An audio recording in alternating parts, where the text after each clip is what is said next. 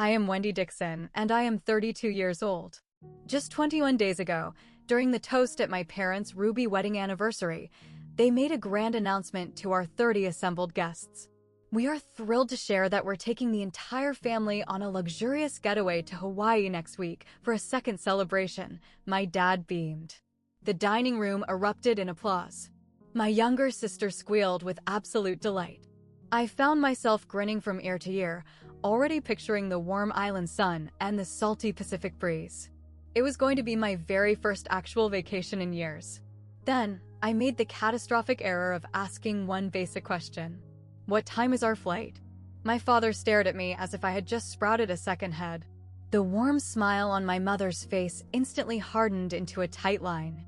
And right there, in front of 36 of their closest friends, my dad cleared his throat and said, "You don't need to worry about the flight details, Wendy. You aren't coming on this trip. Somebody needs to stay behind and babysit the kids." 30 pairs of eyes started toward me. 30 people sat in dead silence, witnessing the exact second my family publicly confirmed that I wasn't actually considered a member of the family at all. But there was a massive piece of the puzzle they were completely oblivious to. I had a secret, a hidden life I had been quietly cultivating for 3 entire years. And as I stood humiliated in that dining room, I realized it was finally time to unleash it. Before I dive into the absolute chaos of what unfolded next, please take a quick second to hit that like button and subscribe to the channel, but only if you genuinely connect with stories about breaking toxic family cycles. Also, drop a comment down below letting me know where in the world you are watching from and what time it is for you right now. Now, to truly comprehend why I walked away from every single thing I had ever known, I need to rewind the clock and show you how this all started. The Dixon family resides in a pristine, white colonial-style home in an upscale Boston suburb. It boasts 4 bedrooms, a massive 2-car garage, and landscaping manicured to absolute HOA perfection. It is the exact type of property designed to scream, "Look at how successful we are," to anyone passing by. My dad, Harold Dixon, is a retired regional bank manager who stepped down 3 years ago. My mom, Patricia, has never held a paying job for a single day in her life, yet she will fiercely argue that she operates on the schedule of a Fortune 500 CEO.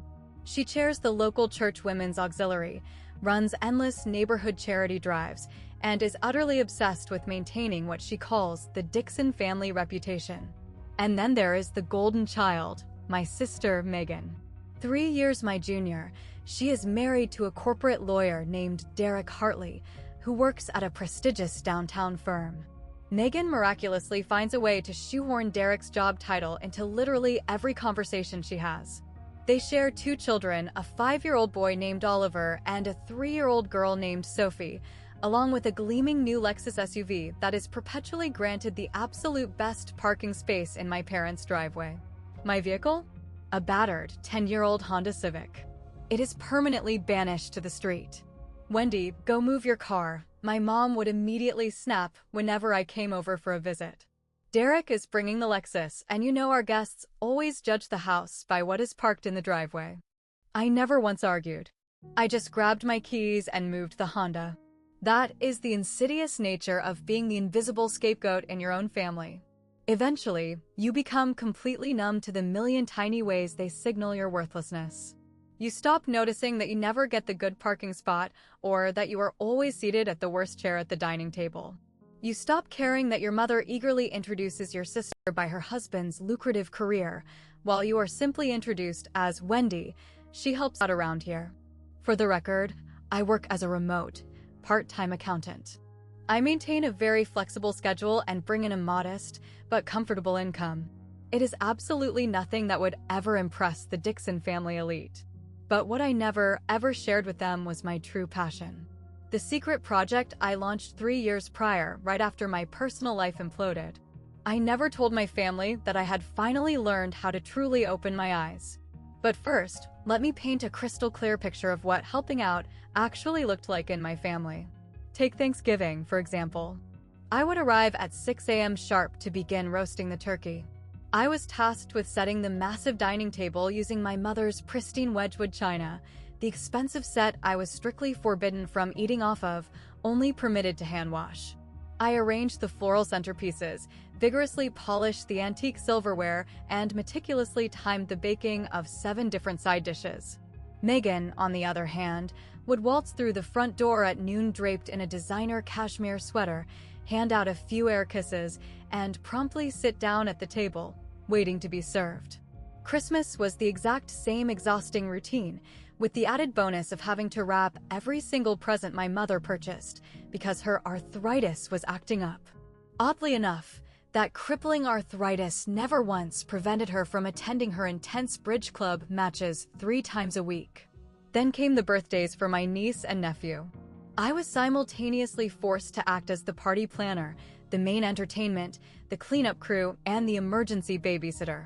Just last year, I spent 8 grueling hours managing Oliver's chaotic dinosaur-themed birthday bash, while Megan casually slipped out to get a professional manicure because she desperately needed a mental break. The single time I ever dared to ask if I could bow out of a mandatory family gathering because I was facing a severe tax deadline for a client, my mother's voice turned to absolute ice. Family always comes first, Wendy. We all have to make sacrifices. The glaring irony was that I seemed to be the only human being in our bloodline making any sacrifices at all. My emotional breaking point didn't arrive in a massive explosion. It crept up on me in a series of tiny, humiliating moments. Like the year Megan proudly handed me my official Christmas gift, a cheap fabric kitchen apron with the words "World's Best" written in tacky glitter puff paint. She beamed at me as if she had just gifted me a diamond necklace. And like a fool, I wore it. I strapped that apron on every single time I was summoned to their homes to cook, scrub dishes, and wrangle their children. Do you want to know the exact moment the pathetic reality of my existence washed over me? It happened on a random Tuesday night while I was furiously scrubbing baked-on grease out of my mom's heavy Le Creuset pot after yet another family dinner. I suddenly realized I genuinely could not recall the last time a single member of my family had invited me to their home just to enjoy my company without handing me a chore. 3 years ago, my universe completely collapsed. I had been in a committed relationship with a man named Kevin for 4 years. We had actively discussed getting married, buying a house, and raising kids. Then, one random evening, he asked me to sit down on the couch and delivered a sentence that will haunt me forever. "I love you, Wendy, but I just don't think I am in love with you anymore," he sighed. "You're just there. You are always just there. Always just there. Like a lamp. Like a piece of beige wallpaper. Like an old piece of furniture." After he packed his bags and walked out of my life, I found myself aimlessly wandering the streets of downtown Boston until I drifted into a dusty pawn shop. I still don't fully know what drew me inside. Maybe I was just desperately searching for something tangible to fill the gaping void in my chest. That is when I spotted it sitting on a glass shelf, a used but incredibly well-maintained Canon DSLR camera. The price tag read $180. I pulled out my wallet and bought it using funds I really should have put into my savings account. I didn't utter a word about it to anyone. That black camera transformed into my absolute sanctuary. I began wandering the city, capturing raw images of the things and people society conditioned us to look right past. I photographed elderly women sitting totally alone at rain-soaked bus stops. I captured the bone-deep exhaustion on the faces of overnight janitorial staff. I zoomed in on the scarred, calloused hands of street food vendors. I documented the people who the world looked right through, the exact same way my family looked right through me. I titled the photography series Invisible Women. I set up a completely anonymous Instagram profile. I didn't post my face. I didn't use my real name. I just let the art speak for itself. Over the course of 3 years, that account quietly amassed 12,000 fiercely loyal followers. They were people who saw the world exactly the way I did. People who finally understood. When I wasn't out shooting, I kept the Canon tightly wrapped in a luxurious old cashmere scarf, hidden in the darkest corner of my bedroom closet. It was the one beautiful thing in my life that I kept entirely for myself. Exactly 3 weeks prior to my parents' Ruby anniversary, I received an email that I very nearly sent straight to my spam folder. It was dispatched from a prestigious gallery located in Monterey, California, called the Coastal Light Gallery. The sender was inquiring if I would be open to a formal discussion regarding my photography portfolio. I sat at my tiny desk and stared blankly at that screen for 20 full minutes before I realized my fingers were violently trembling. But I didn't type a response. Not yet. Because in my warped reality, miraculous things like this simply did not happen to invisible people like me. There is exactly one person in my entire bloodline who actually sees me for who I am. Her name is Ruth, and she is my mother's estranged younger sister. In my mother's eyes, Aunt Ruth is the ultimate family disappointment. Ruth never tied the knot. She aggressively shunned corporate life to pursue her deep passion for ceramics. 2 decades ago, she packed her bags and relocated to the stunning coastal town of Carmel by the Sea, California, where she opened a charming little coffee shop with a massive pottery studio attached to the back. My mother has held a bitter grudge about it ever since. Ruth completely flushed her potential down the toilet. My mom would constantly sneer at family functions. She could have secured a respectable life, but she decided she would rather play in the mud. What my mother absolutely did not know was that I had been secretly calling Aunt Ruth every single Sunday evening for 7 straight years. Aunt Ruth was the very first person I ever trusted to view my photography. One night, feeling incredibly vulnerable, I texted her a single image from my collection just to test the waters. Her immediate reply made me break down in tears. "Wendy, this is absolutely extraordinary. You possess a profound gift." Not a single soul had ever attached the word extraordinary to anything I had ever done.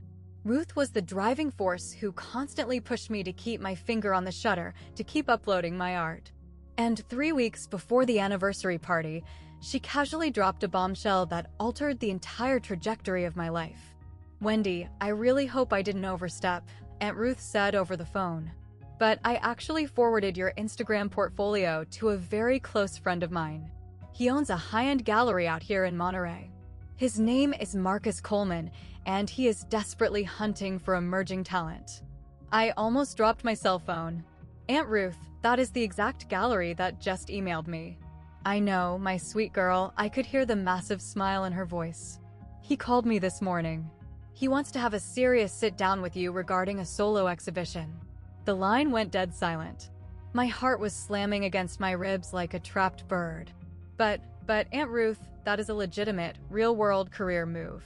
"Yes, Wendy, it absolutely is." Her tone shifted, becoming fierce and protective. "And you have earned it. You do not require a single person's permission to chase the life you actually want to live." I had to learn that lesson far too late in life. You don't have to. That very same night, I sat down at my laptop and fired off a reply to Marcus Coleman. Now, let me drag you back to the infamous night that finally shattered my chains. My parents' 40th wedding anniversary. According to my mother's strict societal standards, 4 decades of marriage demanded a flawless, extravagant spectacle. This translated to 30 elite guests, an outrageously expensive catered menu, which I was naturally expected to assist with to cut costs, and an entire evening dedicated to bowing down to the Dixon family's picture-perfect legacy. My grueling labor commenced a full week before the event. I was forced to sacrifice 3 days of paid accounting work just to manage the setup. I personally ordered the lavish floral arrangements, strictly white roses and peonies, per my mother's demanding specifications. I sat at the dining table and hand-calligraphed 60 individual name cards because she refused to use printed ones. I micromanaged the catering staff, obsessively ironed the imported tablecloths, and hand-polished the delicate Waterford crystal wine glasses they had received on their wedding day 40 years ago. When the day of the party finally arrived, I was at their house by 7 a.m. I showed up in faded jeans and a baggy t-shirt, knowing full well I would be trapped in the sweltering kitchen for the next 10 hours. By 6 p.m., the colonial house was a masterpiece. Expensive candles illuminated every single surface. The massive dining table dominated the living room, flawlessly set for 30 people utilizing the forbidden china. I slipped into the downstairs bathroom and changed into a very modest, plain black dress. I intentionally picked something completely unremarkable so I wouldn't draw any focus. "Wendy." My mom's sharp voice caught me as I stepped out into the hallway. She aggressively looked me up and down, her eyebrows furrowing in deep disapproval. "Is that what you decided to wear tonight?" "It's a black dress," I replied defensively. I figured it was professional and appropriate. "Well, it's fine, I suppose," she sighed, waving a dismissive hand. "Just make sure you stay out of the background photos. Tonight is exclusively about your father and me." I offered a numb nod. That is what I did. I always nodded. The guests began pouring through the front door at 7 p.m. Older men clad in tailored sports coats, women dripping in expensive jewelry and cocktail dresses. It was a sea of retired banking colleagues, elite church acquaintances, and wealthy neighbors whose grass was just as obsessively manicured as ours. 30 human beings who genuinely believed they knew the fabulous Dixon family. Absolutely none of them knew the real me. But in less than 3 hours, none of that would matter anyway. Meghan made her grand entrance at 7:15 p.m., meticulously calculating her arrival to guarantee all eyes were on her.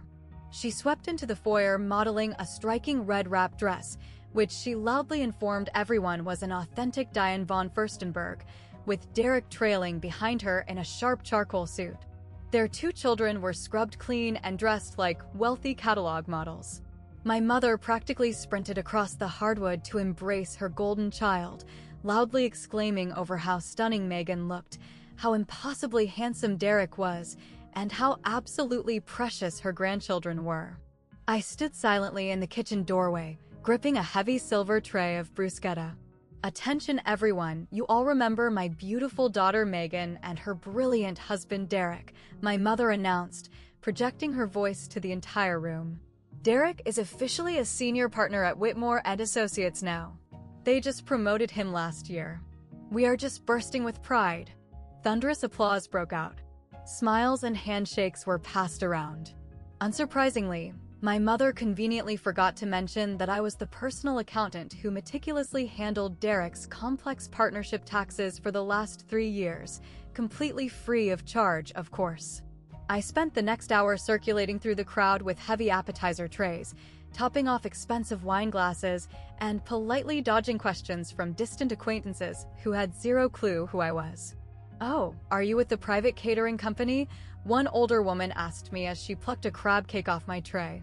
Before I could even open my mouth, my mother materialized beside me.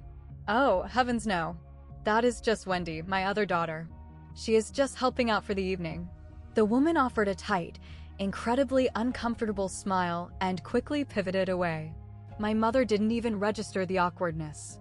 She never did. Midway through the cocktail hour, Derek marched up to me. Sophie was violently squirming in his arms, and Oliver was aggressively yanking on his expensive suit jacket. "Hey, can you take them?" Derek demanded. "Meghan and I really need to go mingle with the partners." He didn't say, "Would you mind?" He didn't offer a thank you. He just aggressively shoved his children toward me like they were heavy pieces of luggage he was tired of carrying. So, I took them. I sequestered them in the kitchen and fed them their dinner. I patiently scrubbed Sophie's face with a wet towel when she spilled grape juice all over her collar. I animatedly read Oliver 3 separate storybooks just to prevent him from sprinting into the living room and ruining the perfect aesthetic. By the time I finally emerged from my babysitting duties, the catering staff was already distributing the dessert course. I hadn't consumed a single bite of food since 6 a.m. Unsurprisingly, not a single person had bothered to save a plate for me. The catastrophic announcement was deployed at exactly 9 p.m., right as the guests were digging into my mother's famous tiramisu. My father stood up from the head of the table, gently clinking his silver fork against his crystal champagne flute. A respectful hush washed over the room. 30 expectant faces swiveled to face the patriarch. "Patricia and I want to extend our deepest gratitude to every single one of you for joining us this evening," my dad began, his voice oozing with rehearsed, corporate charisma. 40 years of holy matrimony. For entire decades dedicated to constructing this incredible family, this beautiful life, and this wonderful home. My mother was practically glowing with radioactive pride beside him. Meghan lovingly reached across the table and grabbed Derek's hand. I remained standing near the kitchen swinging door, clutching a stack of dirty dessert plates. And to properly celebrate this monumental milestone, My father continued, pausing for dramatic flair. "We have a massive surprise announcement." My mother's eyes danced with glee. "Next week, we are taking the entire family on a fully paid vacation to Hawaii. One glorious week at the Four Seasons Resort in Maui. A second, intimate celebration, just the Dixons." The dining room instantly erupted in joyous, appreciative murmurs. "How unbelievably wonderful. What an incredible gift. You two absolutely deserve it." Megan actually let out a high-pitched squeal. "Oh my God, Dad, that is incredible. The kids are going to completely lose their minds." For a split second, I actually felt a warm balloon of hope inflate in my chest. The entire family. That phrasing included me. For the very first time in my adult life, I wasn't going to be the unpaid chef, the maid, or the nanny. I was actually going to be included in a core family memory. I took a hopeful step forward, allowing a genuine smile to break across my face. "That sounds absolutely incredible," I said, my voice carrying over the chatter. "What time is our flight?" The innocent question hung suspended in the air. My father's warm, charismatic expression instantly vanished. He shot a frantic, sideways glance at my mother. A silent, deeply uncomfortable communication passed between them. It was a look I had witnessed 1,000 times in my life, but I never truly deciphered its cruelty until this exact second. "Wendy," my dad said, speaking incredibly slowly, "you do not need to worry about the flight time." The entire dining room went dead silent. And it wasn't the warm, fuzzy silence of a happy surprise. It was the suffocating, agonizing quiet of a room realizing they were witnessing a car crash. "I don't understand," I whispered, the dirty plates trembling in my hands. My dad awkwardly cleared his throat, adjusting his tie. "Because you're not coming with us." 30 pairs of eyes. That is the exact number of human beings who sat in total silence and watched my own father publicly excommunicate me from a family vacation. "Somebody needs to stay behind," my mother quickly interjected, using a tone that implied I was being incredibly dense. "Megan and Derek are in desperate need of a real, relaxing vacation. That means you will be staying here to watch the children." But I stammered, my face burning with white-hot humiliation. "Honestly, Wendy," my mother's voice instantly sharpened into a blade. "You literally do not have anything important to do with your time. Megan works incredibly hard. She deserves a luxurious break." Megan works hard. Megan, who hadn't clocked into a paying job since the day Oliver was born. Megan, who employed a private nanny 3 days a week and still constantly whined about how utterly exhausted she was. "Look, it is just for 1 week," Derek chimed in, refusing to even make eye contact with me. "The kids absolutely adore you." I stood paralyzed in my cheap black dress, clutching a stack of smeared dessert plates, while 3 dozen strangers watched me be casually dismissed from my own bloodline like a rogue servant. Some of the guests looked physically ill with discomfort. Most of them cowardly stared down at their laps. But I saw one older woman, a neighbor whose name I didn't even know, lean heavily into her husband's shoulder. She didn't whisper quietly enough. "Poor thing," I heard her mutter. "She must be totally used to being treated like that by now."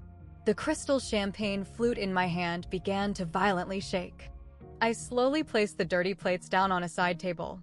I placed the glass next to them, terrified that if I held onto them for 1 more second, I would shatter them against the wall. Of course, I heard my own voice say, sounding robotic and hollow, "I completely understand." I forced a tight, polite smile onto my face. It was the exact same pathetic smile I had been deeply conditioned to wear for 32 years. The smile of the girl who just helps out. The girl who never causes a scene. The girl who is always, always just there. But deep within the core of my chest, something massive finally gave way. I didn't completely shatter. I just cracked. Like a massive tectonic fault line shifting deep beneath the earth, right before a catastrophic earthquake. I quietly excused myself and retreated into the kitchen. I leaned my entire body weight against the cold marble counter and squeezed my eyes shut. And for the very first time in my pathetic, subservient existence, I began to draft a wildly different kind of plan. Naturally, the lavish party simply carried on without me. I remained trapped in the kitchen, mechanically scrubbing food off china plates, while the joyful sounds of clinking glasses and boisterous laughter echoed from the living room. Eventually, Megan sashayed into the kitchen, the luxurious fabric of her red wrap dress swishing against the door frame. "Wendy, please don't be upset about this," she sighed, reaching out and lightly touching my arm. "You know exactly how it is. Derek and I desperately need to reconnect. Our stress levels have been totally off the charts lately with the kids running wild." I aggressively kept my hands plunged in the soapy water. "I understand.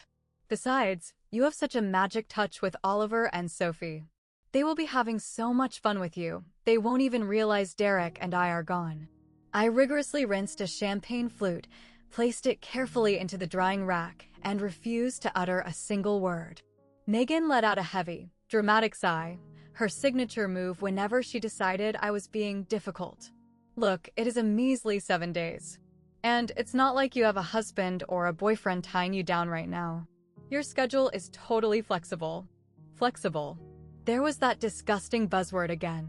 They constantly used it to justify the delusion that my time held absolutely zero value simply because I dictated how I spent it. Derek already typed up a master list. She plowed on, pulling out her ridiculously expensive smartphone. It has their entire daily schedule and a list of food allergies. Sophie absolutely cannot have strawberries, remember? Oh, and Oliver is fighting off this weird ear thing. He might need his prescription drops. I'll just text the whole manual to you. She never once stopped to ask if I was actually willing to do it. She just blindly assumed I would submit. Derek suddenly pushed through the swinging door, aggressively loosening his silk tie. "Is everything all sorted in here?" "Yep." "Great," Megan chirped. "We're going to head home early to start packing the suitcases. Your mom wants to do a massive family photo shoot before we leave for the airport tomorrow." They vanished through the door before I could even formulate a response. Not that I would have fought back. I never fought back. But as I stood utterly alone in my mother's pristine kitchen, staring blankly at the massive wall of text instructions Megan had just fired to my phone, a single, crystal-clear realization finally locked into place. They do not view me as a family member. I am viewed as the hired staff. And the staff reserves the absolute right to resign. It was pushing midnight when I stumbled across the digital smoking gun. The final stragglers had finally cleared out. My parents had dragged themselves upstairs to bed, completely drained from absorbing 40 years worth of ego-stroking. I was alone in the dimly lit living room, meticulously folding the expensive tablecloths, when I suddenly realized I was severely late in delivering an accounting file to a client. I had completely neglected my actual job to throw this party. My personal laptop was back at my apartment. However, my mother's silver MacBook was sitting wide open on the kitchen island. "She won't mind," I rationalized to myself. She had borrowed my personal belongings thousands of times without an ounce of permission. I tapped the trackpad to wake the screen. The Safari browser was already pulled up, and her personal Gmail inbox was staring me right in the face. I know I should have immediately opened a new tab. I know I should have respected her digital privacy. But my eyes instantly locked onto my own name sitting in the subject line of a very recent email thread. Subject: Hawaii arrangements / Wendy situation. My finger trembled as it hovered over the mouse. I knew I shouldn't click it. I knew that whatever venom was waiting inside that thread was going to mentally destroy me. I clicked it anyway. The chain was an active conversation between my mother and Megan, initiated a full week prior to the anniversary party. From Patricia Dixon to Megan Hartley. "We will just keep Wendy here to watch the kids. She literally doesn't have anything important to do with her life anyway." Derek was totally right. It is exactly like having free help. Honestly, she should be grateful we are giving her a purpose and something to do. And then I scrolled down to read my sister's response. "Totally agree, Mom. She will probably feel super useful for once. Her life is kind of sad, honestly, but at least it works out perfectly for us." Winky face. I sat on a kitchen stool and read those venomous sentences 3 times to ensure my brain was accurately processing the cruelty. Free help. She should be grateful. Kind of sad. I calmly took high-resolution screenshots of the entire thread. I emailed the images directly to my personal inbox. I systematically deleted the evidence from her sent folder and meticulously scrubbed the browser's history so she would never know I had been there. Then, I sat in the suffocating darkness of my childhood home and finally allowed myself to fully accept exactly what I was to these people. I drove back to my apartment at 1 a.m., the Boston streets completely barren. My living space was incredibly modest, a tiny one-bedroom unit in a complex that hadn't seen a renovation since the late 90s. It had cheap beige carpets, plain white walls, and a collection of mismatched thrift store furniture. The one single time my mother had ever visited, she openly called it deeply depressing. But it was mine. It was the only space on Earth where I could fully inflate my lungs. I sat on my lumpy couch in the pitch black for a very long time, staring at the glowing screen of my cell phone. Marcus Coleman's email was still sitting in my inbox. The massive gallery opportunity one had tentatively replied to, but never officially followed up on. We had briefly exchanged a few messages regarding a face-to-face meeting. He was demanding to view my entire physical portfolio. He was intensely passionate about the Invisible Women series. I could actually go. I could pack my bags and go. I picked up the phone and dialed the only human being in my bloodline who possessed a soul. Aunt Ruth picked up on the second ring, despite the fact that it was pushing 2 a.m. on the East Coast. Wendy. Her voice was thick with sleep, but instantly laced with concern. What is wrong? I told her everything. I poured out the agonizing details of the public humiliation at the dinner table. I told her about the ridiculous babysitting manual. And my voice violently cracked exactly one time when I read the words "free help" out loud to her from the screenshot. When I finally ran out of breath, the phone line was dead quiet. Then, Aunt Ruth delivered a sentence that became my lifeline. Wendy, listen to me very carefully. I have a beautiful spare bedroom located right above the cafe. I desperately need a reliable hand for the early morning shifts anyway. And that prestigious gallery? It is exactly a 20-minute drive from my front door. Aunt Ruth, I can't just abandon my entire... Yes, you absolutely can, she cut me off, her voice radiating pure, unadulterated power. You can pack your bags and leave. You can finally choose yourself for once in your life. The only person standing in your way right now is you. I ended the call at 2 a.m.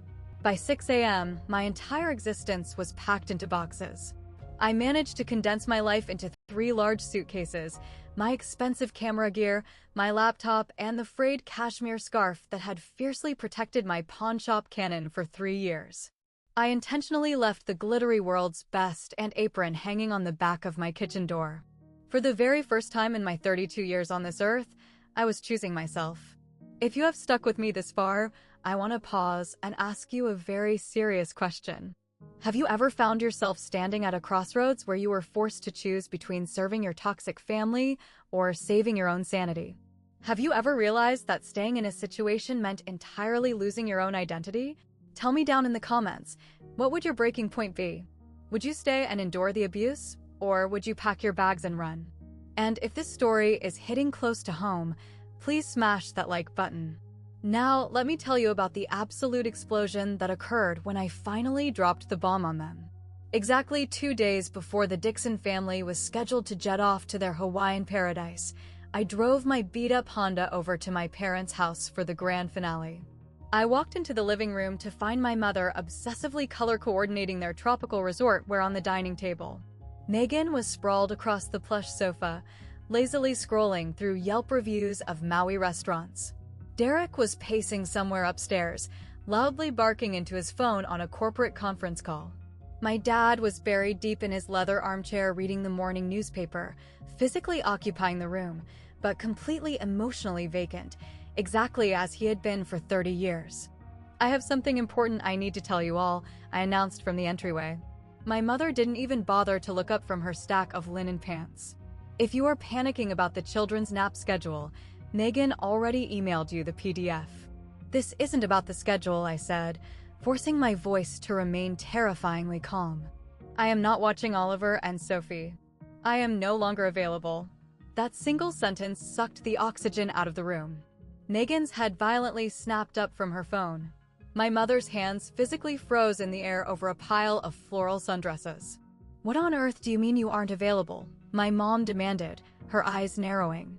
I received a massive professional work opportunity out in California. I am driving out there tomorrow morning. California.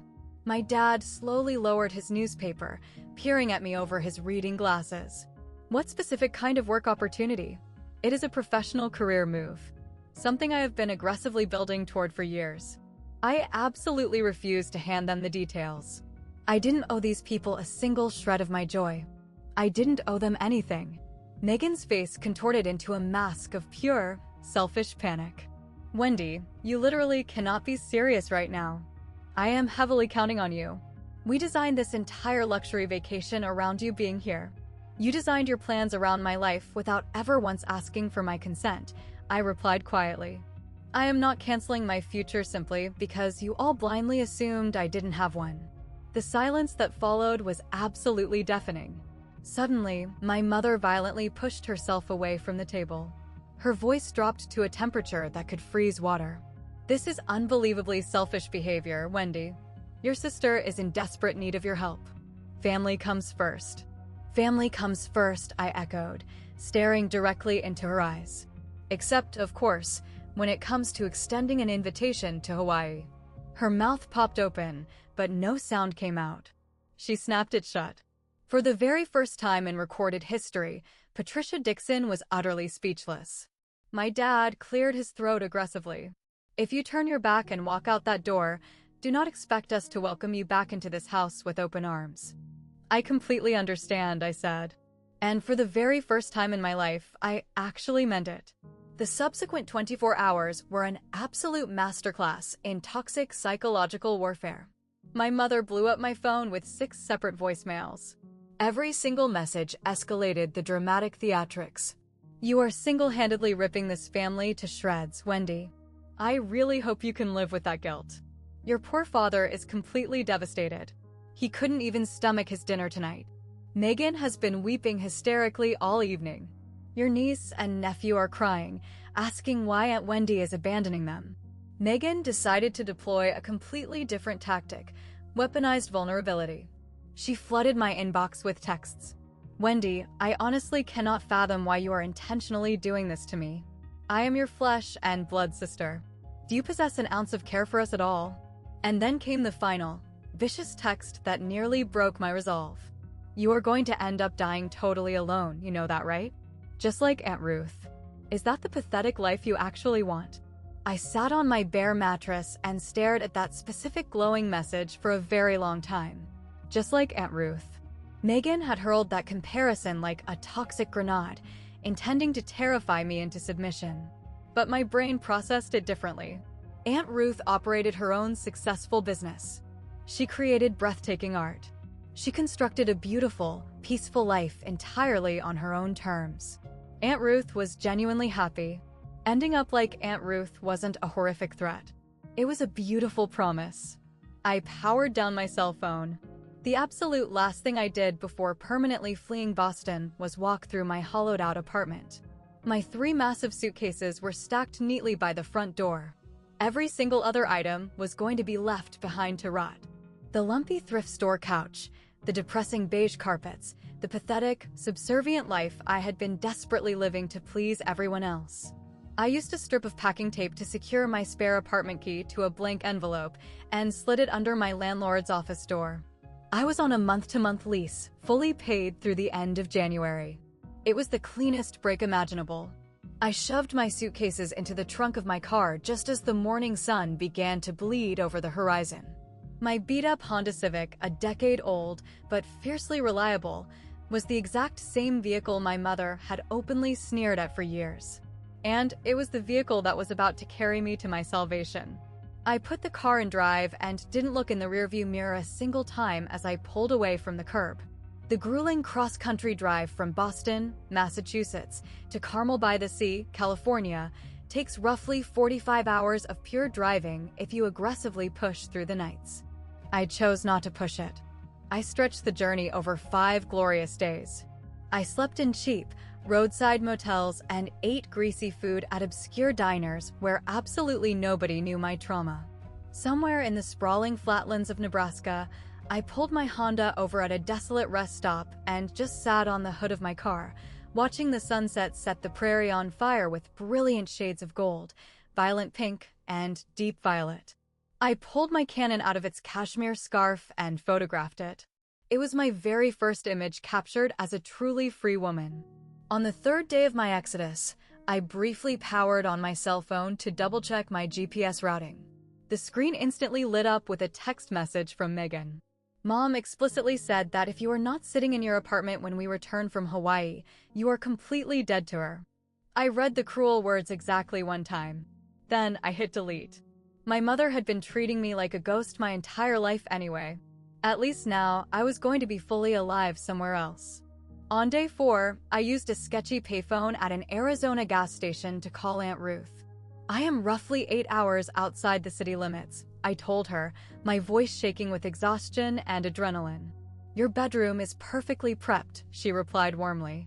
I put fresh sheets on the bed. You have a gorgeous view of the ocean, and Marcus Coleman desperately wants to meet with you tomorrow afternoon, assuming you aren't completely dead on your feet. My stomach aggressively flip-flopped. Tomorrow? Aunt Ruth, that is insanely fast. Wendy. Her tone was fierce and brimming with absolute certainty. You have been waiting for this exact moment for 3 grueling years. This is not fast. This is finally. When my Honda finally crossed the California state line, the atmosphere inside my chest fundamentally altered. The vast, endless, sparkling blue expanse of the Pacific Ocean materialized on my left. I aggressively rolled down my driver's side window and inhaled the thick, salty air for the very first time in my existence. I completely broke down crying behind the wheel. Not out of fear or homesickness or sadness. I wept out of pure, unadulterated relief. It was the overwhelming, crushing sensation of limitless possibility. At exactly 7 p.m. on my 5th day of driving, I pulled into the crushed gravel driveway of the Ceramic Cup, Aunt Ruth's legendary cafe and pottery studio nestled in the heart of Carmel by the Sea. She was already standing on the wraparound porch, her arms thrown wide open. Welcome home, she beamed. And for the very first time in 32 years, a piece of real estate actually felt like one. Carmel by the Sea is the type of mystical coastal town that legitimately does not feel real when you first arrive. It is packed with whimsical cottages boasting storybook, swooping rooftops. There are high-end art galleries occupying every single street corner, and a thick, magical ocean mist constantly rolls through the ancient cypress trees. The entire municipality felt like an oil painting that someone had literally dreamed into reality. Aunt Ruth's property was situated on a serene, quiet street just 2 blocks away from the crashing waves of the beach. The Ceramic Cup featured a beautiful hand-lettered wooden sign, vibrant blue window shutters, and massive window boxes practically overflowing with fragrant purple lavender. The messy, beautiful pottery studio consumed the entire back half of the building. This was where Ruth hosted daily ceramics classes and sold her expensive, handcrafted wares to the wealthy tourists who wandered in hunting for a latte. My sanctuary was located upstairs. It was a modest, tiny room, but flooded with brilliant natural light. It held a simple twin bed covered in a crisp white quilt, a heavy wooden writing desk shoved against the window, and a staggering view of the Pacific Ocean that made my chest ache with an emotion I didn't even have a name for yet. You will be covering the morning cafe shifts, Aunt Ruth casually explained over a massive dinner of roasted chicken that first evening. You work 6 a.m. until noon. Once the clock strikes 12, your time is 100% your own. Aunt Ruth, I honestly do not possess the vocabulary to thank you for this, I whispered, tears pricking my eyes again. She swatted her hand through the air dismissively. Do not waste your breath thanking me. Just build your empire. That is the only payment I will ever accept. The following morning, my alarm went off long before the sun breached the horizon. I tied a thick canvas apron around my waist. It wasn't that humiliating, glittery world's best ant monstrosity I had permanently abandoned in Boston. It was a beautifully simple garment with a ceramic cup elegantly embroidered in blue thread across the chest. Aunt Ruth patiently taught me the intricate art of brewing the perfect pour-over coffee. A steady stream of customers filtered in and out all morning. There were wealthy locals who cheerfully greeted Ruth by her first name, and sunburned tourists who were completely enchanted by her massive, homemade blueberry scones. I happily took down orders, vigorously wiped down the wooden tables, and engaged in warm, meaningless small talk with total strangers who had absolutely no clue I had just detonated my entire life 5 days prior. By the time the clock struck noon, I had pocketed $37 in cash tips. I had genuinely smiled more in those 6 hours than I had in the previous 6 months. And at 2 p.m. sharp, I was scheduled to walk through the doors of the Coastal Light Gallery. I sprinted upstairs, took a scorching shower, wriggled into the nicest, most professional dress I had managed to pack, and nervously walked the 3 blocks down the street to finally meet the man who held my future in his hands. Marcus Coleman looked absolutely nothing like the intimidating, corporate art shark I had conjured in my nightmares. I was fully expecting a ruthless man with slicked-back hair draped in an aggressive designer suit, the type of gallery owner who intentionally made amateur artists feel microscopic. Instead, the man who warmly greeted me at the entrance was incredibly tall, ruggedly weathered, possessing a shock of thick silver hair and radiating incredibly kind eyes. He was wearing a relaxed, unbuttoned linen shirt with the sleeves casually rolled up to his elbows. He smiled at me like we had been close friends for a decade. "Wendy Dixon," he practically cheered, aggressively shaking my hand. "Ruth has chewed my ear off talking about you. But honestly, the work completely speaks for itself." He gave me a grand tour of his empire. The gallery was stunning. Massive, pristine white walls, flooded with perfect natural skylight.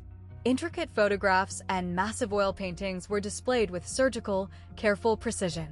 This was an incredibly serious establishment. This was a sanctuary where art commanded immense respect. "I have spent hours meticulously combing through your entire Instagram archive," Marcus told me as we strolled the hardwood floors. "The Invisible Women collection is absolutely extraordinary. You have managed to capture a raw, bleeding truth in those images that veteran photographers spend their entire lives hunting for." I was completely speechless.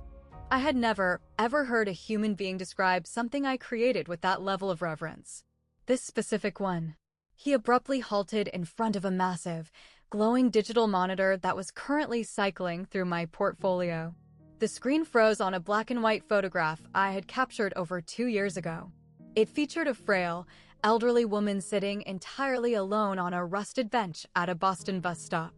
Her weathered face was an intricate map of deep lines, radiating a quiet, devastating dignity. "This is the exact image that forced me to reach out to you," Marcus whispered, staring at the screen. There is something utterly profound hiding in her eyes. It's extreme patience. Or perhaps total resignation. It is beautifully heartbreaking. She was waiting for a city bus that was running incredibly late. I finally found my voice. She had been sitting alone in the freezing wind for over 40 minutes. Hundreds of people walked right past her. Not a single person stopped to ask if she needed help. Marcus slowly nodded his head. "You actually see human beings, Wendy. You truly see them. That is a very rare gift." He slowly pivoted to face me, and the next sentence out of his mouth hit me like a physical shockwave. "I would like to formally offer you a solo exhibition in this gallery. 15 of your best pieces. We will launch opening night in exactly 6 weeks. My gallery will front 100% of the production costs, the large-scale printing, the custom framing, and the massive marketing campaign.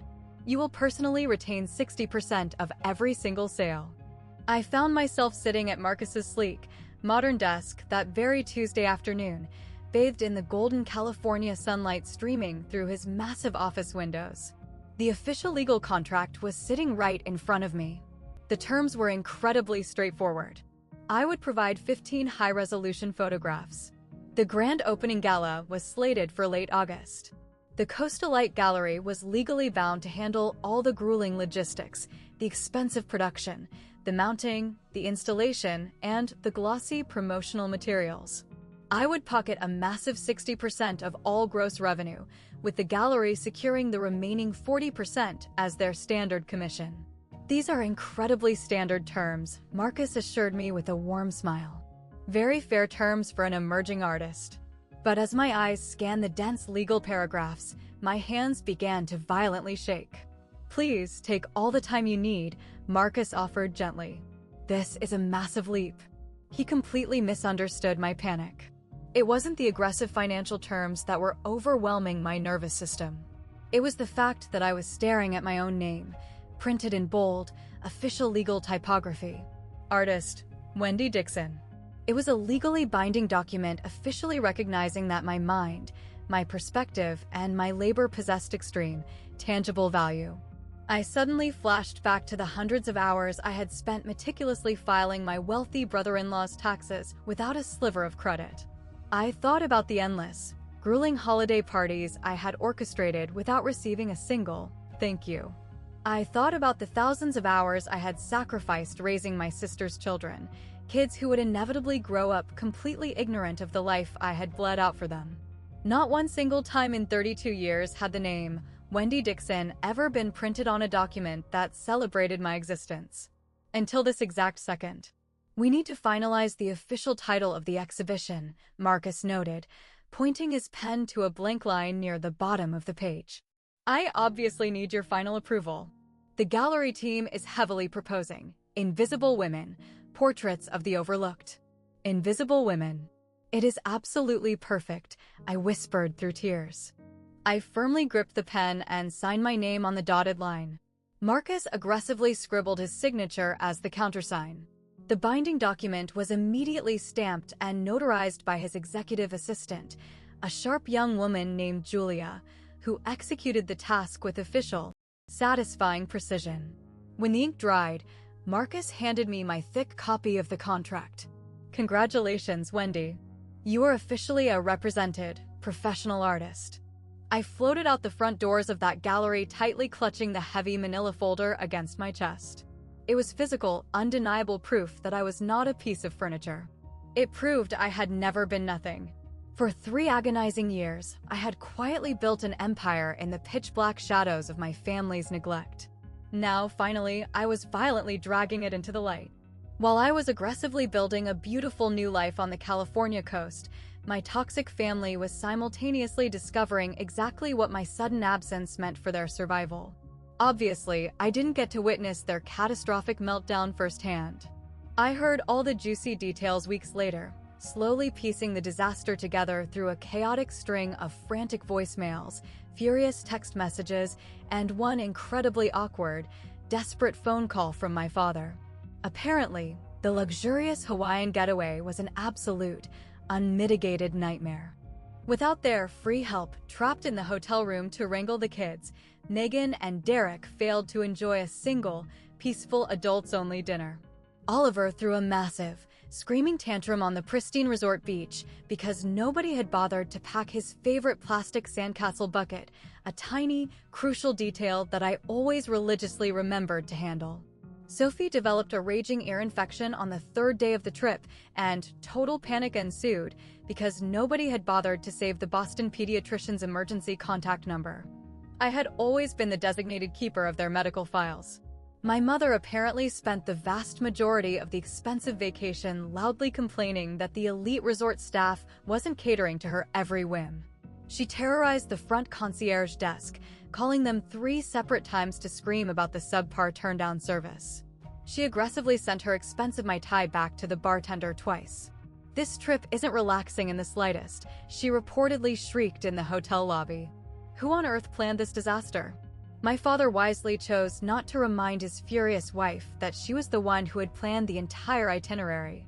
The frantic text messages began assaulting my phone on day 4.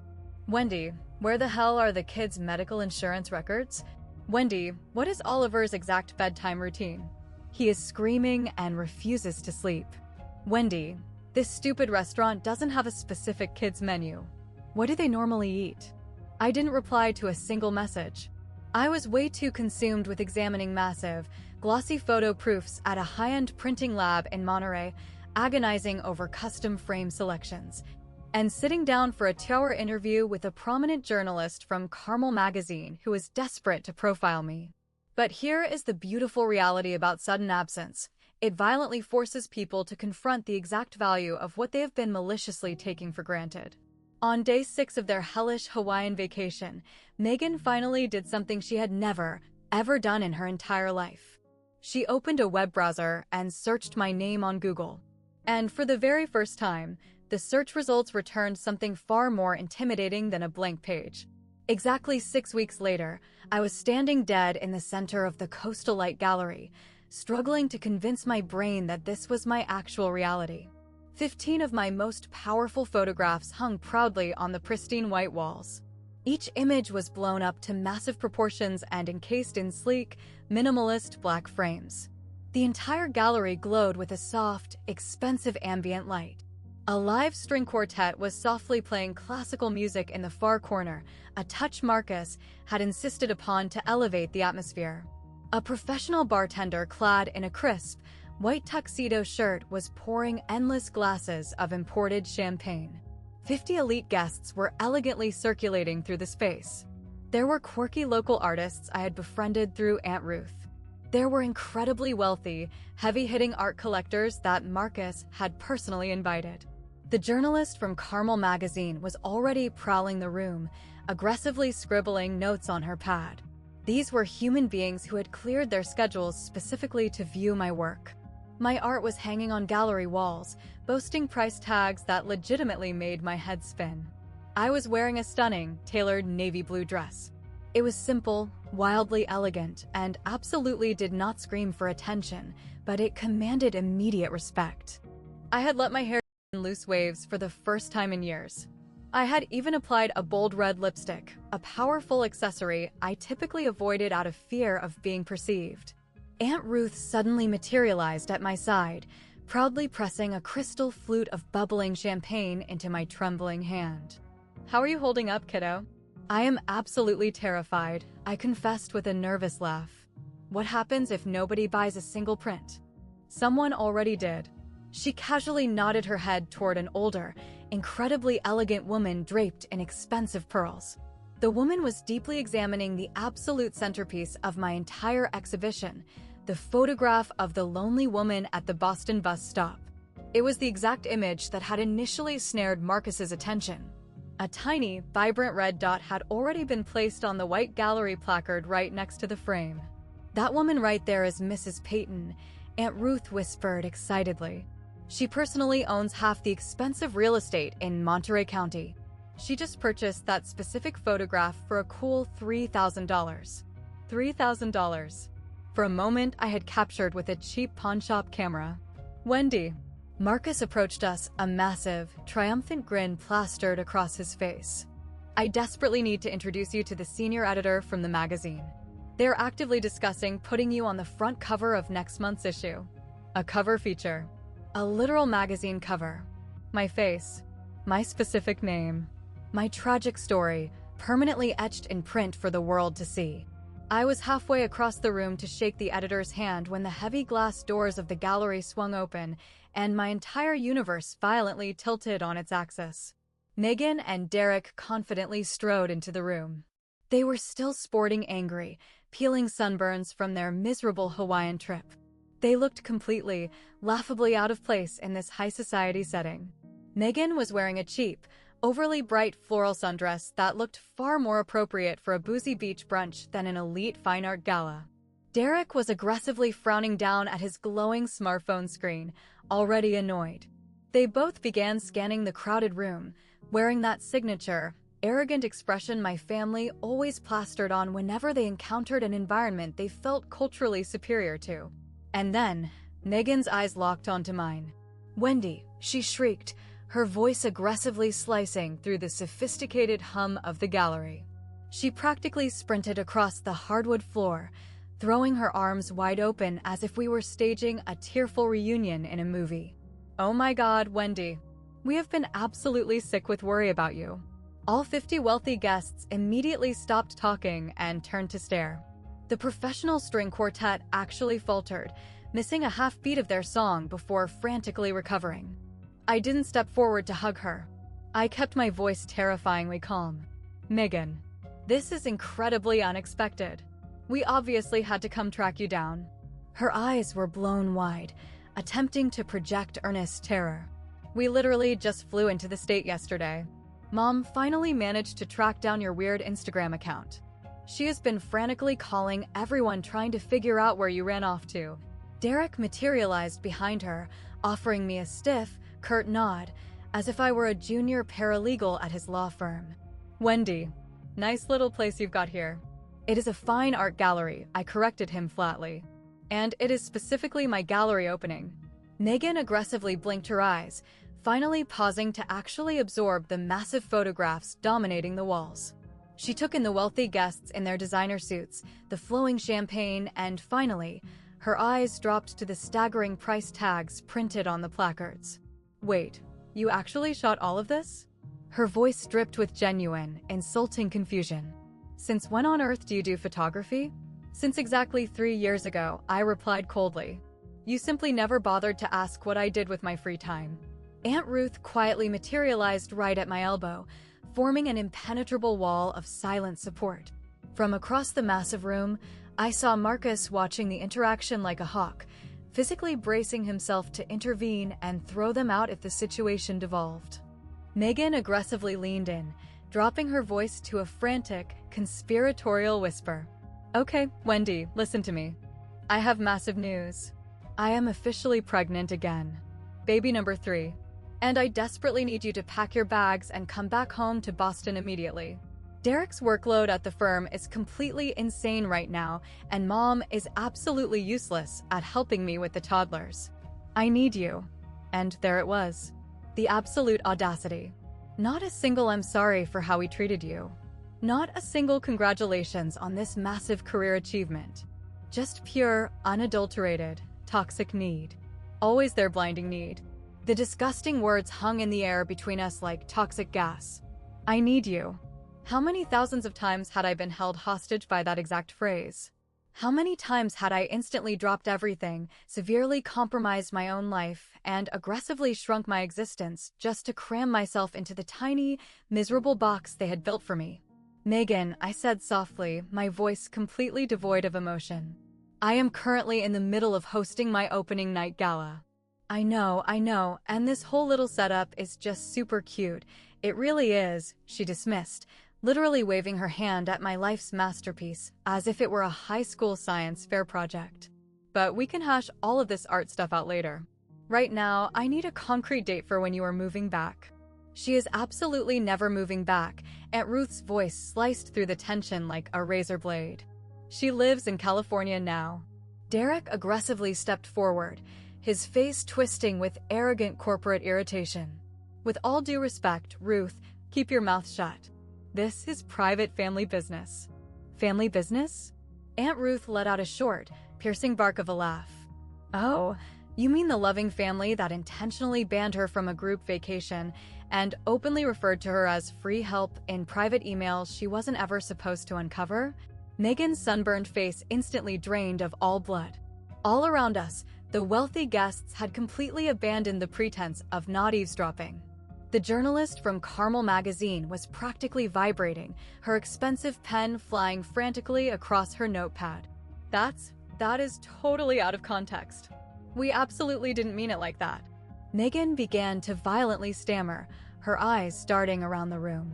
How exactly did you mean it, dear? The venomous question came directly from Mrs. Peyton, the obscenely wealthy collector who had just purchased my centerpiece. She casually strolled up to our circle, clutching her crystal champagne glass, watching the pathetic scene unfold with undisguised, predatory interest. I am sorry, Derek snapped aggressively, his face turning red. Who the hell are you?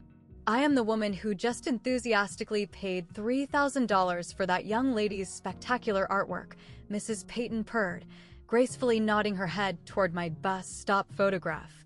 And I am someone who is intensely curious as to why her alleged family seems to operate under the delusion that she should abandon a highly lucrative fine art career to become your unpaid babysitter. The temperature in the gallery instantly plummeted by 10 degrees. Megan stared at me, pure, unadulterated panic radiating from her eyes. Wendy, please, I am begging you, let's go into a back room and talk about this privately. Let me pause right here for a second. Imagine your toxic family crashing the single most important, triumphant night of your entire existence, not to celebrate your massive success, but to violently drag you back into a miserable life where you were treated like dirt. What exact words would come out of your mouth? Tell me down in the comments. I genuinely want to know how you would handle this. And if you are desperate to hear how I publicly destroyed them, make sure you are subscribed so you never miss these stories. Now, let me tell you exactly what I said to her face. I didn't retreat into a dark corner. I didn't hide. For 32 grueling years, I had obsessively made myself as small as humanly possible. I had constantly whispered. I had relentlessly accommodated their abuse.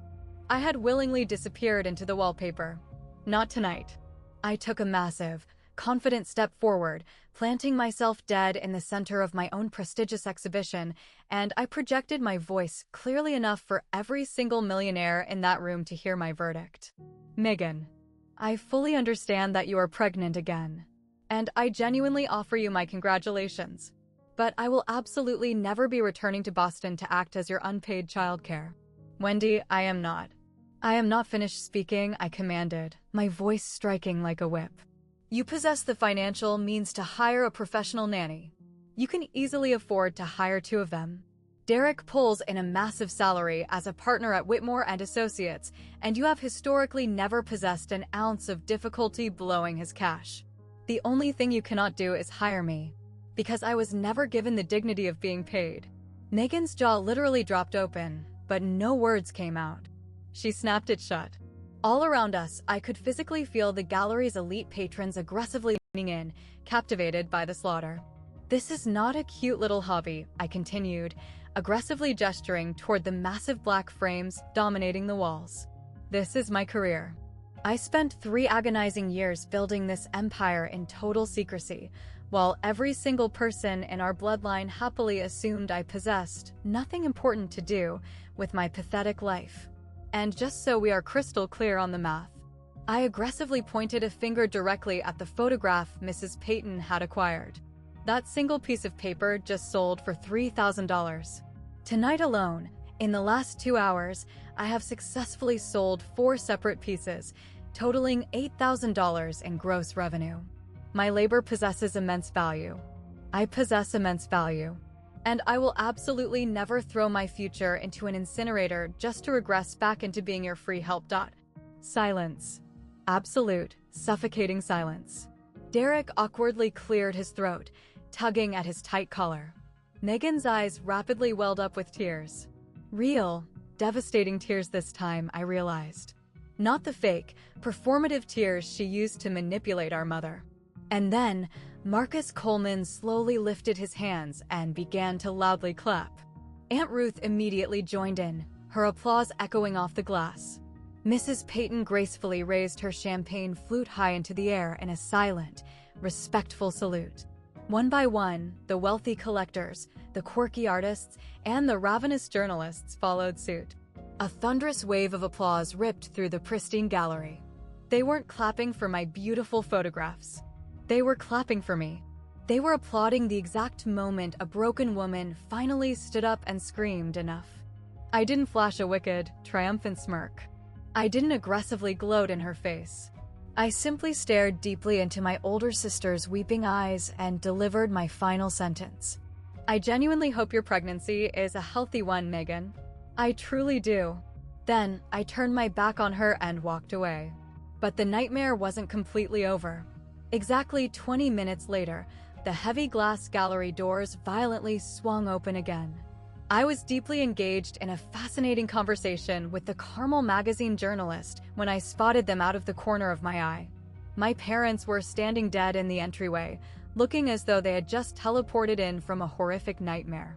My mother was aggressively swathed in her expensive Burberry trench coat, the specific garment she religiously hoarded for highly important public appearances. My father loomed behind her in a stiff blazer, looking incredibly uncomfortable and totally out of his depth. They frantically scanned the crowded room until their eyes locked onto their prey. Patricia Dixon marched through the center of my gallery, operating under the delusion that she owned the real estate.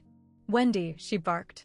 Her tone was the exact same aggressive frequency she had deployed when I was an 8-year-old child who accidentally tracked muddy sneakers across her freshly mopped linoleum.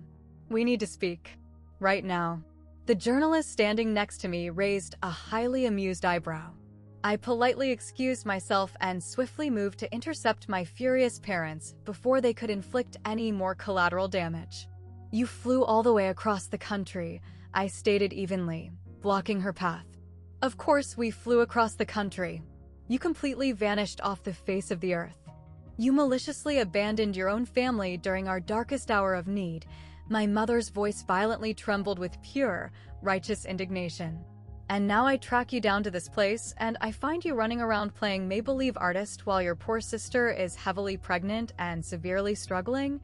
"Megan is pregnant and incredibly wealthy," I sharply corrected her. "She is absolutely not struggling. She is simply inconvenienced. Do not act cruel, Wendy. This behavior is absolutely not you." "You are 100% correct." I took a massive, centering breath. "This is not the version of me you so desperately wanted. It is not the pathetic doormat you could blindly rely on to execute your every whim. But that specific Wendy was never actually seen, Mom. She was strictly used." My dad aggressively cleared his throat. "Wendy, your mother is simply attempting to say." "I know exactly what she is attempting to say, Dad." I fired back. "I have heard the exact same manipulative script my entire miserable life. Family always comes first. Make quiet sacrifices. Stop being so incredibly selfish." I locked eyes with him, refusing to blink. "But I strangely wasn't considered a part of the family when you bought the plane tickets to Hawaii, now was I? So, which reality is it? Am I a member of this family, or am I not?" Neither of them could formulate a single syllable in response. My mother, a seasoned veteran of emotional warfare, recovered her footing first. The Hawaii situation was one single, isolated vacation. She sneered dismissively. "You are dramatically blowing the entire scenario wildly out of proportion. Somebody had to stay behind to manage the children." "Somebody," I repeated, letting the word hang in the air. "Why is that somebody always me? Why is it always me?" "Because you literally have an endless supply of free time. You do not have a husband to care for. You do not have any children of your own. What else of value could you possibly be doing with your life?" I had agonized for weeks over whether or not I would ever weaponize those screenshots. A tiny, pathetic fraction of my soul had prayed I would never be pushed far enough to pull the trigger. But standing in the epicenter of my own gallery, completely surrounded by my beautiful life's work and dozens of wealthy witnesses, I realized that some vicious truths demand to be dragged into the light. I calmly reached into my clutch and pulled out my smartphone. "Let me read a piece of literature to you," I announced, my voice carrying zero trace of a tremor. "This is a direct quote from a private email you sent to Megan just days before the anniversary party." My mother's face instantly drained of all blood. She looked like she was about to faint. "We will just keep Wendy here to watch the kids," I read loudly and clearly. "She literally doesn't have anything important to do with her life anyway. It is exactly like having free help. Honestly, she should be grateful we are giving her a purpose and something to do." The gallery had completely flatlined. Not a single person was breathing. I could physically feel 50 pairs of eyes burning into our circle. And Megan eagerly replied. I mercilessly continued. "She will probably feel super useful for once. Her life is kind of sad." Megan, who was cowering a few feet away next to Derek, looked like she was actively praying for a sinkhole to open up and swallow her whole. "Wendy," my dad stammered, stepping forward. "Where the hell did you acquire?" "It does not matter how I acquired it. The only thing that matters is that you wrote it." I slowly lowered my glowing screen. "I am not reading this aloud to maliciously embarrass you. I am reading it so you finally comprehend exactly why I ran away. You did not view me as a daughter or a sister. You viewed me as the hired staff. And the staff possesses the absolute right to quit." My mother's jaw opened, snapped shut, and opened again. For the very first time in her 60-something years on Earth, Patricia Dixon had absolutely nothing to say. The journalist from Carmel magazine was furiously writing so fast her pen was practically smoking. It was Derek, the arrogant corporate lawyer, who finally cracked under the pressure. This entire spectacle is utterly ridiculous, he barked aggressively, stepping into my space. Wendy, you are throwing a massive, theatrical tantrum over absolutely nothing. Your family politely asked you for a babysitting favor. Big deal. That is exactly what families do for each other. Not everyone in the real world gets to run away to the beach and play pretend artist. Pretend. Mrs. Peyton's voice sliced through the tension like a frozen icicle. I literally just transferred $3,000 for her artwork. She took a slow, intimidating step toward Derek. I absolutely do not pay that caliber of cash for pretend. Derek slowly spun around, his aggressive corporate composure violently shattering. With all due respect, ma'am, you have absolutely zero understanding of this family's dynamics. This is a private matter. Actually, I am fully equipped with all the information I require. Mrs. Peyton gracefully placed her empty champagne flute onto a passing waiter's silver tray. I know that this brilliant young woman has dedicated years of her life to photographing the exhausted human beings that society actively chooses to overlook. And now I know that her own blood relatives treated her with that exact same disgusting indifference. A loud, judgmental murmur violently rippled through the gathered crowd. The millionaire guests were openly, aggressively staring at my parents now. This was the exact type of high society attention my mother had spent decades desperately craving, but she was receiving it in the form of a public execution. My mother frantically attempted to salvage her burning reputation. This is a massive misunderstanding. Silly family inside jokes are being maliciously ripped out of context. A joke. Another voice chimed in.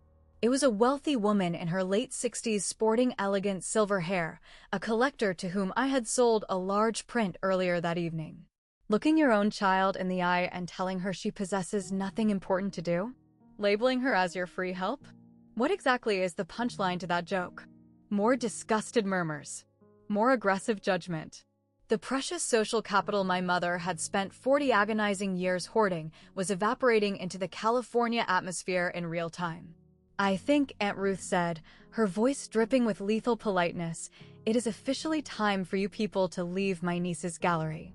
My mother's face flushed a violent, humiliating shade of scarlet. My dad quickly grabbed her elbow. Megan was actively sobbing now raw, utterly humiliated tears.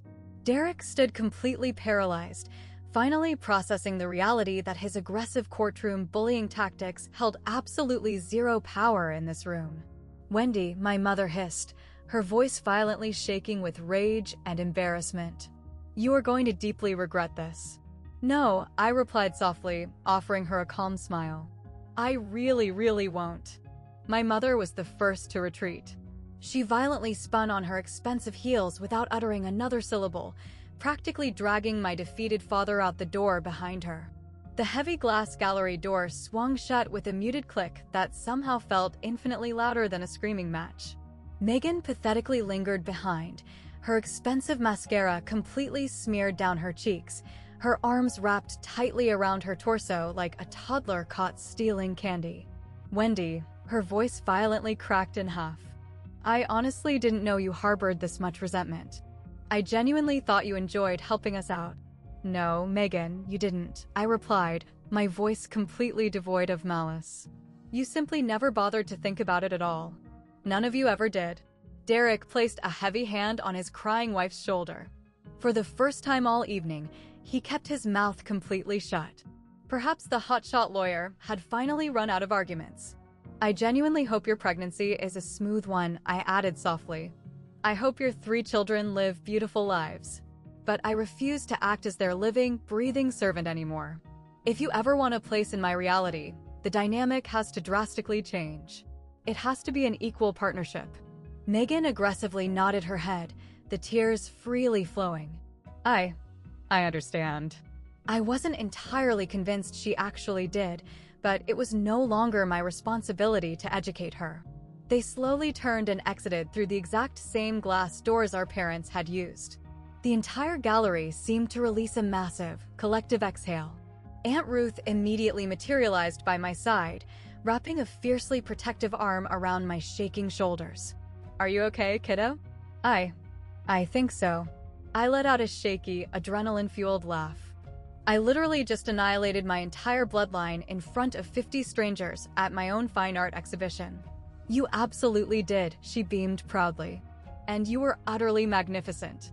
Marcus quickly approached, eagerly pressing a fresh, bubbling glass of champagne into my hand. For whatever it is worth, I have been operating in the fine art space for over 20 years. I have never, ever witnessed an opening night gala quite as explosive as this one. Is that a good thing or a bad thing? I asked nervously. He flashed a massive, brilliant smile. Let's just say that every single person in this zip code is going to permanently remember your name. And that, Wendy Dixon, is the exact currency a rising artist desperately needs. I slowly scanned the room. I looked at my stunning photographs. I looked at my prestigious gallery. I looked at my beautiful, messy new life. For the very first time in my existence, I didn't feel invisible. By the time the gallery staff finally locked the doors that night, I had successfully sold 8 out of my 15 displayed photographs. 8 massive pieces, generating an astonishing $14,000 in total gross sales. Exactly $8,400 of that cash belonged entirely to me, my rightful 60% split, exactly as the legal contract had promised. Marcus proudly handed me the official itemized printout of the evening's transactions as the caterers packed up the remaining champagne. Not a terrible haul for an opening night, especially one hijacked by some unexpected family theater. I stared blankly at the ink on the page.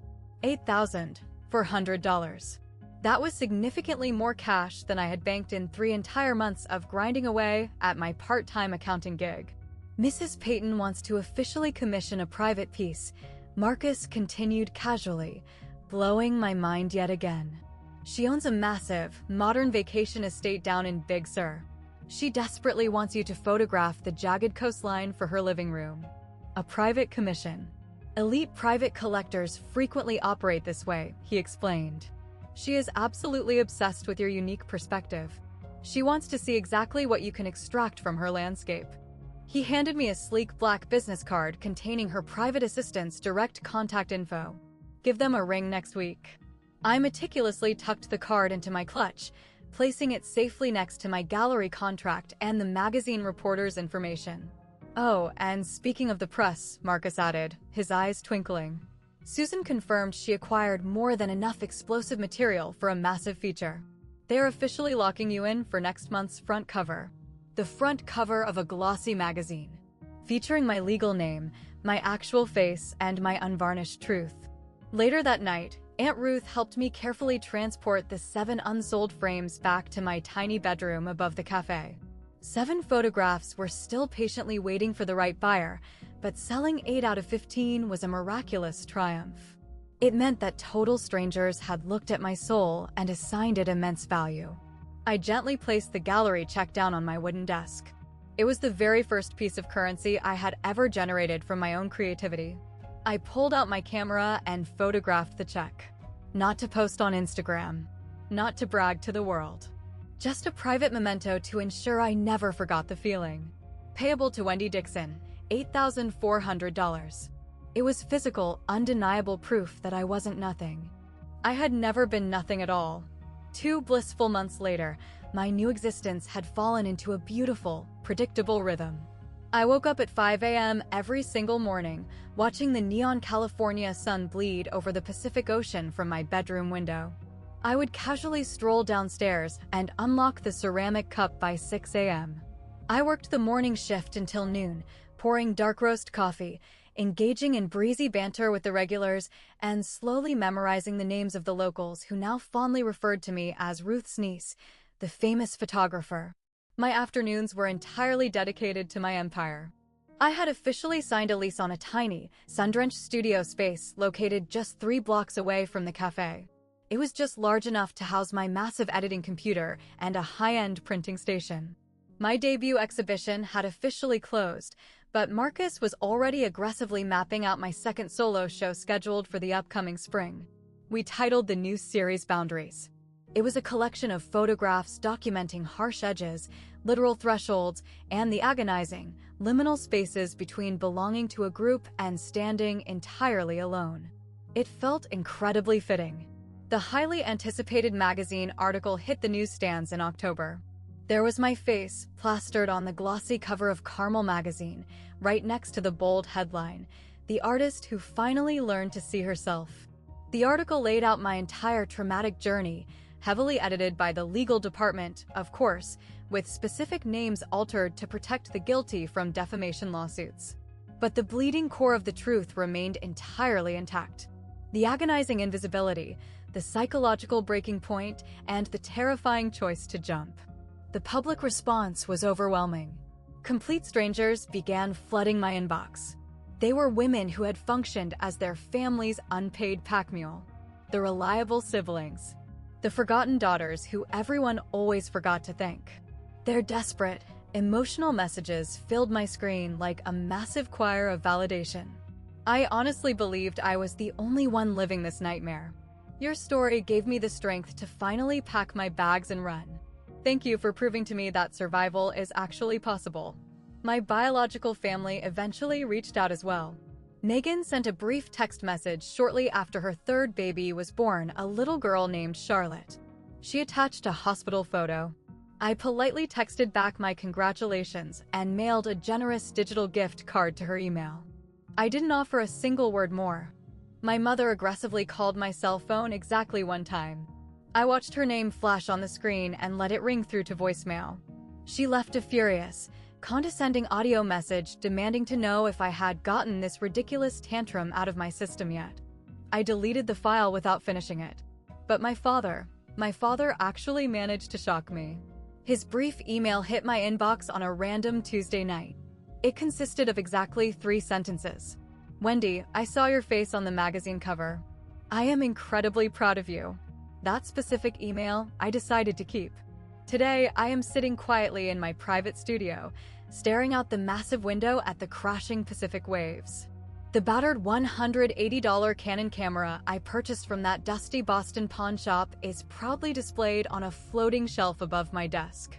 It looks incredibly old now, heavily scuffed and beaten, but it still functions perfectly.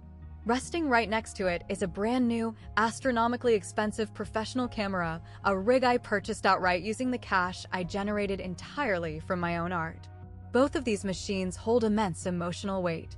The cheap camera served as a desperate reminder to finally see the world. The expensive camera serves as undeniable proof that the world finally saw me back. My sophomore exhibition officially launches next month. Boundaries.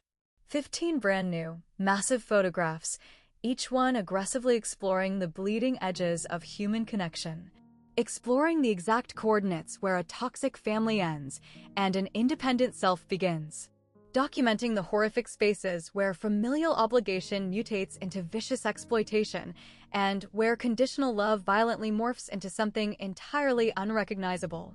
I honestly believe it is going to be my ultimate masterpiece. Aunt Ruth still drops by my studio every single morning, bringing me a fresh latte and her legendary sarcastic commentary. Marcus calls my cell phone on a weekly basis, excitedly delivering updates regarding wealthy collectors and lucrative gallery opportunities. The loyal regulars down at the Ceramic Cup have actually started requesting to sit at the photographer's table by the front window, where I occasionally sit and edit raw files between customers. I am absolutely not a millionaire. I am not a global celebrity. But I am finally seen. And that is infinitely more than enough. As for my biological family, we currently exist in a highly sanitized, heavily regulated new configuration. We exchange generic Christmas cards, obligatory birthday texts, and receive occasional, sterile updates regarding the rapidly growing nieces and nephews. Our dynamic is incredibly civil, vastly distant, and infinitely healthier than the nightmare we occupied before. I have not stepped foot back in the state of Massachusetts. Perhaps someday I will return to Boston, but it will strictly be as a high-profile visitor staying in a luxury hotel. I will never, ever return as the hired help. Just the other afternoon, I was digging through a hard drive of my oldest digital files and stumbled across a photograph I had snapped years ago. It was a blurry self-portrait, shot in the dirty bathroom mirror of my depressing Boston apartment, back when I was still completely invisible to the world. The pathetic woman staring back at me in that photo looked utterly exhausted. She looked deeply, fundamentally defeated, as if she were desperately waiting for someone else to grant her permission to simply exist. I dragged the file to the trash bin and hit delete. That pathetic, subservient woman is completely dead now. Standing in her place is a powerful artist who violently demands to take up space. A woman who creates breathtakingly beautiful things. A woman who confidently says no when she means no, and says yes only when she actively chooses to. A woman who finally permitted herself to be seen. And that is the absolute, unvarnished truth of my story. It is not a tale of malicious revenge. It is not a story of arrogant triumph. It is simply a story about securing your freedom. If we examine Wendy's horrific journey through a clinical, psychological lens, her childhood is a textbook illustration of a toxic phenomenon known as parentification. This occurs when a child, frequently the oldest daughter, is violently forced to shoulder massive adult responsibilities without receiving an ounce of recognition, emotional support, or reciprocity. Wendy was also forced into the devastating role of the family scapegoat, the designated punching bag whose basic human needs are relentlessly deprioritized, while the golden child, Megan, is showered with endless resources, praise, and attention. Here is the absolute core message I want you to internalize from this story. Establishing ironclad boundaries is not an act of betrayal. Refusing to be abused is not abandonment. It is simply the healthy recognition that you cannot pour water from a completely empty cup, and that the human beings who genuinely love you will never demand that you try. If you are currently trapped in a toxic nightmare mirroring Wendy's reality, please remember this. Your fundamental value as a human being is not dictated by how useful you are to your abusers. Your worth is inherent. It was implanted in your soul the day you were born. And sometimes, the absolute bravest, most powerful move you can execute isn't screaming or fighting back. It is simply packing your bags and walking away. Build a beautiful empire entirely of your own making. Let your brilliant, successful life scream infinitely louder than any desperate argument ever could. You deserve that peace. We all do.